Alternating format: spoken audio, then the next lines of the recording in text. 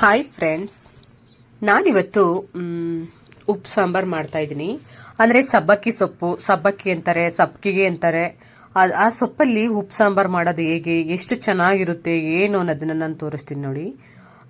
ಮುದ್ದೆ ಜೊತೆಗೆ ತುಂಬಾ ಚೆನ್ನಾಗಿರುತ್ತೆ. ಇದು ಮಂಡ್ಯ ಸೈಡು, ಮೈಸೂರು ಸೈಡ್ ಮಾಡೋದು ಉಪ್ಪು ಸಾಂಬಾರ್. ಇದು ಸೊಪ್ಪನ್ನ ಚೆನ್ನಾಗಿ ಕ್ಲೀನ್ ಮಾಡ್ಕೊಂಡು ತೊಳ್ಕೊಂಡು ಇಟ್ಕೊಂಡಿದ್ದೀನಿ. ತೊಗರಿ ಬೇಳೆನ ನೋಡಿ, ನಾನು ಇವಾಗ ಸ್ವಲ್ಪ ತೊಗರಿ ಬೇಳೆ ಅಂದ್ರೆ ಅರ್ಧ ತೊಗರಿ ಬೇಳೆನ ಅದನ್ನು ಚೆನ್ನಾಗಿ ತೊಳೆದು ಬಿಟ್ಟು, ಒಂದು ಸಣ್ಣ ಟೊಮೊಟೊ, ಒಂದು ದೊಡ್ಡ ಟೊಮೊಟೊ ಎರಡನ್ನೂ ಹಾಕೊಂಡು ಸ್ವಲ್ಪ ನೀರು ಹಾಕೊಂಡು ಅಂದ್ರೆ ಚೆನ್ನಾಗಿ ಬೇಯಿಸ್ಕೊಳ್ಳೋಣ ಬೇಳೆನ. ಇದು ಬೇಳೆ ಬೇಯಿಸ್ಕೊತಿರೋದು ಇದಕ್ಕೋಸ್ಕರ. ಸಾಂಬಾರು ಸ್ವಲ್ಪ ತಿಕ್ಕಾಗಿ ಬರ್ಬೇಕಲ್ವಾ, ಅದಕ್ಕೋಸ್ಕರ ಬೇಳೆನ ಚೆನ್ನಾಗಿ ಬೇಯಿಸ್ಕೋಬೇಕಾಗುತ್ತೆ. ಅದಾದ್ಮೇಲೆ ನಾವು ಸೊಪ್ಪನ್ನೆಲ್ಲ ಕ್ಲೀನ್ ಮಾಡಿ ಸೋಸಿ ಎಲ್ಲ ಕ್ಲೀನ್ ಮಾಡಿ ಇಟ್ಕೊಂಡಿರ್ತೀವಲ್ಲ, ಆ ಸೊಪ್ಪನ್ನ ನಾವು ಇವಾಗ ಅದ್ರ ಜೊತೆಗೆ ಹಾಕೊಂಡು ಬೇಯಿಸ್ಕೋಬೇಕಾಗುತ್ತೆ. ನೋಡಿ, ಬೇಳೆ ಎಷ್ಟು ಚೆನ್ನಾಗಿ ಬೆಂದಿದೆ ಅಂತ ಈ ತರ ಬೇಯಿಸ್ಕೋಬೇಕು. ಆವಾಗ ಸಾಂಬಾರು ತುಂಬಾನೇ ಗಟ್ಟಿಯಾಗಿ ಇರುತ್ತೆ. ಅದಾದ್ಮೇಲೆ ನಾವು ಬೇಯಿಸಿರೋ ಟೊಮೊಟೊನ ತಕೊಳ್ಳೋಣ. ಈಗ ಬೇಯಿಸಿರೋ ಟೊಮೊಟೊನ ತಕೊಳ್ಳೋಣ. ಇದನ್ನ ನೀವು ಮಿಕ್ಸಿಲ್ ರುಬ್ಬಕ್ ಆಗಲ್ಲ ಅಂತ ಅಂದ್ರೆ ಕೈಯಲ್ಲೇ ನೀವು ಚೆನ್ನಾಗಿ ಅದನ್ನ ಫ್ರೆಶ್ ಮಾಡ್ಬಿಟ್ಟು ಹಾಕೊಳ್ಳಿ. ನಾನು ಸ್ವಲ್ಪ ತೊಗರಿ ಬೇಳೆನ ತೊಳೆದು ಇನ್ನೊಂದು ಸ್ವಲ್ಪ ಹಾಕೋತಾ ಇದ್ದೀನಿ. ಅಂದ್ರೆ ಅದು ಫಸ್ಟ್ ಹಾಕಿರೋ ಬೇಳೆ ಎಲ್ಲ ಫುಲ್ ಕಲಸ್ಕೊಂಡಿತ್ತಲ್ಲ, ಅದಕ್ಕೆ ಈಗ ಬೇಳೆ ಅದ್ರ ಜೊತೆಗೆ ಇರ್ಬೇಕಲ್ವಾ ಸೊಪ್ಪು ಜೊತೆಗೆ, ಅದಕ್ಕೋಸ್ಕರ ನಾನು ಸಪರೇಟ್ ಆಗಿ ಇನ್ನೊಂದು ಸ್ವಲ್ಪ ಬೇಳೆನ ಹಾಕೋತಾ ಇದ್ದೀನಿ.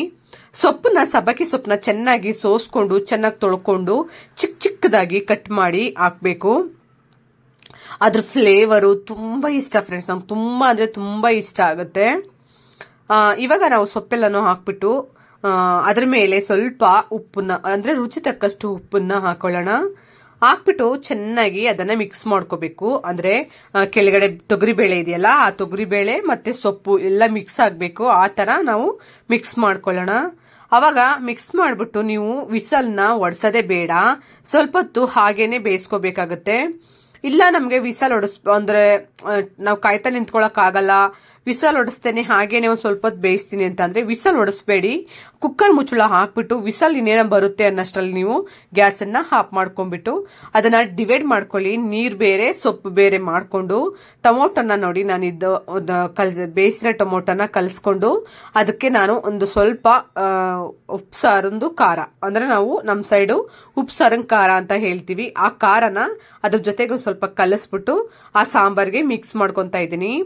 ಅದಾದ್ಮೇಲೆ ಇವಾಗ ನಾನು ಬಾಣ್ಲಿ ಇಟ್ಕೊಂಡು ಸ್ವಲ್ಪ ಸಾಸಿವೆ, ಸ್ವಲ್ಪ ಜೀರಿಗೆ ಅಷ್ಟನ್ನು ಹಾಕೊಂಡು ಬೆಳ್ಳುಳ್ಳಿ, ಮೇನು ಈ ಸಾಂಬಾರ್ಗೆ ಬೆಳ್ಳುಳ್ಳಿ ತುಂಬಾನೇ ಬೇಕೇ ಬೇಕು, ಮತ್ತೆ ಈರುಳ್ಳಿ, ಮತ್ತೆ ಇನ್ನೊಂದು ಸ್ವಲ್ಪ ಖಾರ ಅಂದ್ರೆ ಉಪ್ಸಾರಂದು ಖಾರ, ಅದನ್ನೆಲ್ಲ ಹಾಕೊಂಡು ಚೆನ್ನಾಗಿ ಬೇಯಿಸ್ಕೊಂಡು ಆದ್ಮೇಲೆ ಸೊಪ್ಪನ್ನ ನಾನು ಹಾಕೊಂಡು ಮಿಕ್ಸ್ ಮಾಡ್ಕೊಂತ ಇದ್ದೀನಿ.